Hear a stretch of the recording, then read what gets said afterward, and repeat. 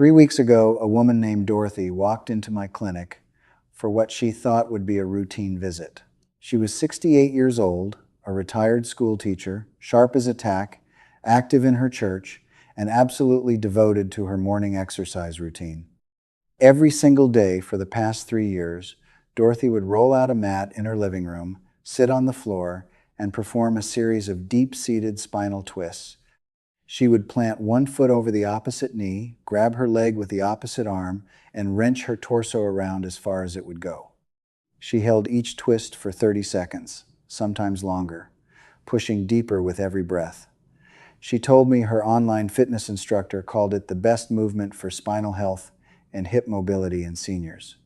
She told me she thought she was doing the smartest thing possible for her body. Then one morning, about halfway through her third twist on the left side, Dorothy felt something give way deep inside her hip, not her back, her hip. She described it as a grinding pop followed by a wave of nausea so intense she nearly vomited right there on her living room floor. She could not stand up. She dragged herself to the couch, called her daughter, and 45 minutes later she was in an ambulance. By the time I saw her x-ray, I already knew what I was looking at. A displaced fracture of the femoral neck, the most dangerous type of hip fracture in an older adult. Dorothy did not fall. She did not slip. She did not trip over a rug. She fractured her hip sitting on the floor doing a stretch that the internet told her was safe. I beg you, stop doing this.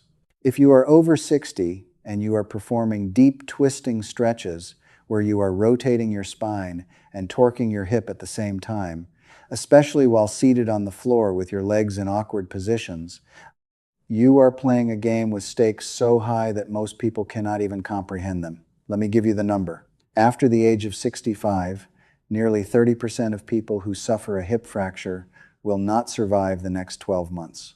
1 in 3. That is not my opinion. That is published medical data from some of the most respected orthopedic journals in the world. And the cause of death is almost never the fracture itself. It is what comes after. The weeks of immobility, the blood clots that form in the legs and travel to the lungs, the pneumonia from lying in bed, the catastrophic muscle loss that turns a vibrant, independent person into someone who cannot walk to the bathroom alone. A hip fracture after 65 is not an injury. It is a trapdoor. My name is not important. What is important is that I have spent over 2 decades in orthopedic surgery specializing in patients over 60. I have operated on hundreds of broken hips. I have screwed titanium plates into bones that crumbled like wet chalk under my fingers. I have looked families in the eye and explained that their loved one may never walk independently again. And far too many times, the story begins exactly the same way. They were just doing their exercises, they were just stretching, they thought it was safe. That is why I am here talking to you today, because what I see in the operating room keeps me up at night, and I refuse to stay silent about it any longer. Let me explain what is actually happening inside your hip when you do these deep-seated twists, because once you see it, you cannot unsee it. Your hip joint is a ball and socket. The ball is the rounded head of your femur, your thigh bone. The socket is a curved cup in your pelvis called the acetabulum. In a young, healthy person, both surfaces are coated in thick, glassy, smooth cartilage, and the entire joint is bathed in synovial fluid that works like high-grade lubricating oil. The joint can rotate, flex, extend, and absorb tremendous forces without complaint. But after 60, the picture changes dramatically. The cartilage thins. In some areas, it wears away completely, leaving raw bone exposed. The synovial fluid diminishes, so there is less lubrication. The ligaments around the joint lose their elasticity and become stiff and brittle, and the bone itself, particularly in the femoral neck, that narrow bridge connecting the ball to the shaft, loses density. In many people over 60, especially women, this bone has become so porous that it has the structural integrity of a dry sponge. Now imagine taking that compromised joint and forcing it into a deep rotational twist while your pelvis is locked against the floor. Think of it this way. Imagine you have an old garden hose that has been sitting in the sun for 10 years. The rubber is cracked, it is stiff, it is brittle, If you gently curve that hose to direct the water, it works fine. But if you grab both ends and wring it like a wet towel, it is going to split. That is exactly what a deep-seated twist does to an aging hip. You are creating rotational torque on a joint that was designed primarily for forward and backward movement. Walking, sitting, standing, climbing. Your hip was never engineered to be cranked sideways under load while your pelvis is pinned in place. The femoral neck takes the worst of it. When you twist aggressively, the forces traveling through that thin bridge of bone become enormous. The muscles on one side are pulling. The ligaments on the other side are resisting. The joint is compressed at an angle it was never meant to sustain. And in a bone weakened by age and reduced density, the math eventually catches up. One twist too many, 1 degree too far, and the bone simply surrenders. That is what happened to Dorothy. I want to be absolutely clear about something. I am not telling you to stop moving. I am not telling you to sit on the couch and accept decline. Movement is medicine. Exercise is the single most powerful tool you have against aging. But the type of movement matters enormously when you are over 60. What works for a 30-year-old with dense bones and thick cartilage can be genuinely dangerous for someone whose joints have been working for 6 decades. You need exercises that strengthen the muscles around your hip without forcing the joint into extreme or unnatural positions. And that is exactly what I'm going to give you right now. I am going to walk you through 4 specific movements that will rebuild hip strength, improve your stability, protect your joints, and significantly reduce your risk of falls and fractures. You do not need any equipment. You do not need to get on the floor. You need a sturdy chair and a kitchen counter. That is it. But I need you to pay close attention to the details because how you do these movements matters just as much as which movements you do. Movement number 1 is the standing hip hinge. This is the safe, intelligent alternative to forward folds and aggressive stretches, and it is one of the most functional movements a human body can perform. Stand with your feet about shoulder width apart, positioned about an arm's length behind a kitchen counter or the back of a heavy chair. Rest your fingertips lightly on the surface. Do not grip it. Your fingertips are there for confidence, not for support. Now, keeping your spine completely straight, imagine there is a broomstick taped along your back from the base of your skull to your tailbone. That broomstick must stay in contact with your back throughout the entire movement. From this tall position, push your hips straight backward as though you are trying to bump a cabinet door shut with your backside. Your knees will soften slightly, bending just a few degrees. Your torso will tilt forward naturally, but your back stays flat as a board. You should feel a gentle, pleasant stretch in the back of your thighs, in your hamstrings. The moment you feel your lower back wanting to round, stop. That is your limit today. Hold that bottom position for a count of 3. Breathe in slowly through your nose, then squeeze your glutes, the muscles of your backside, and drive your hips forward to return to standing. Breathe out as you rise. Do 8 repetitions at this pace. Each one should take about 5 to 6 seconds. If you feel any pinching or pressure in the front of your hip joint, you have gone too far. Reduce the depth and try again. This movement strengthens your glutes and hamstrings, the 2 muscle groups most responsible for protecting your hip joint while keeping your spine and pelvis in a safe, neutral alignment. Movement number 2 is the standing side leg lift. Stand beside your kitchen counter with your left hand resting lightly on the surface. Stand tall, shoulders back. Imagine a string pulling the crown of your head toward the ceiling. Your feet should be together. Now, without tilting or leaning your upper body in any direction, slowly lift your right leg directly out to the side. Not forward, not backward.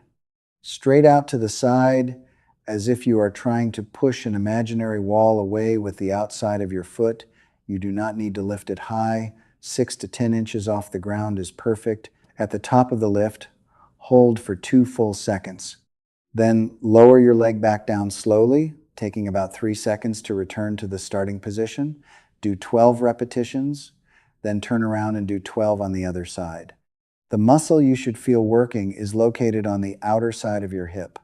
This is your gluteus medius, and I cannot overstate how important this muscle is. Every single time you take a step, your gluteus medius fires to keep your pelvis level. When it weakens, your pelvis drops to one side with each stride, your balance deteriorates, and your risk of falling skyrockets. The most common mistake people make with this exercise is leaning their entire body to the opposite side to lift the leg higher. This is counterproductive. Keep your torso perfectly vertical, like a fence post. A small, controlled lift with a straight torso is 10 times more effective than a big, sloppy lift with a leaning body. Movement number 3 is the supported march in place. This one targets your hip flexors and your core stability simultaneously, and it directly mimics the mechanics of walking, which means the strength you build here transfers immediately to real life. Stand facing your kitchen counter with both hands resting lightly on the surface, feet hip-width apart, posture tall. Now, slowly lift your right knee toward your chest, bringing your thigh up until it is roughly parallel with the floor, or as high as you can comfortably go without rounding your back. Hold at the top for a full 2 seconds. Then lower your foot back to the ground under complete control. Do not stomp it down. Place it quietly like you are trying not to wake a sleeping baby. Now repeat with the left leg. Alternate for a total of 10 lifts on each side. Breathe in as you lower the leg. Breathe out as you lift. The key with this movement is speed, or more accurately, the absence of speed. Each lift and lower should take about 4 seconds total. This is not jogging in place. This is deliberate, intentional, controlled movement designed to wake up the muscles that stabilize your pelvis and protect your spine. You should feel the work deep in the front of your hip and in the lower part of your abdomen. If you feel strain in your lower back, you are lifting too high. Reduce the height of the knee lift until your back stays comfortable. Movement number 4 is the seated heel raise. Sit in a sturdy chair with your back flat against the backrest and your feet flat on the floor about hip-width apart. Your knees should be bent at roughly a 90-degree angle. Now, keeping the balls of your feet pressed firmly into the floor, slowly raise both heels as high as you can. Squeeze the muscles of your calves hard at the top. Hold for 3 seconds. Then lower your heels back to the floor slowly, taking a full 3 seconds to come down. Do 15 repetitions. This exercise might seem mild, but do not be fooled.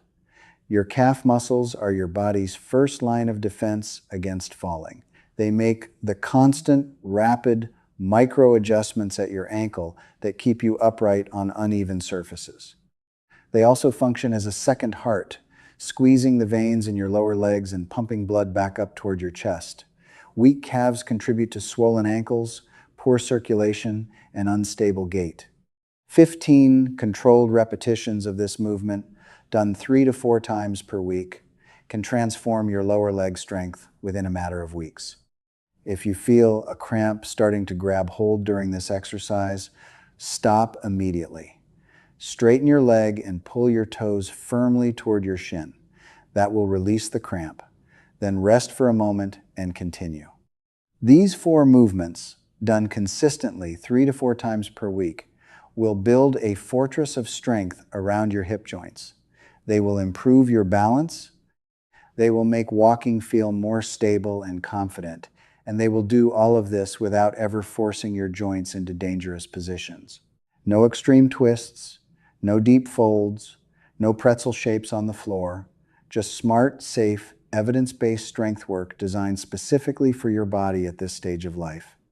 Now, before I let you go, I need to tell you something that could be the difference between these exercises working and these exercises being a complete waste of your time. Your joints are not just bones and muscles. They are living, dynamic tissues that require specific raw materials to maintain themselves and repair damage. And the single most overlooked raw material for joint health in people over 60 is omega-3 fatty acids. Most people associate omega-3 with heart health, and that is valid. But omega-3 fatty acids, particularly a type called EPA, are among the most potent natural anti-inflammatory compounds available to the human body. Your joints are under constant low-grade inflammation as you age. This inflammation eats away at cartilage, thickens synovial fluid, stiffens ligaments, and accelerates every degenerative process in the joint. Without controlling this inflammation, your exercises are essentially building strength on top of a burning foundation. You are adding muscle while the joint itself continues to deteriorate underneath.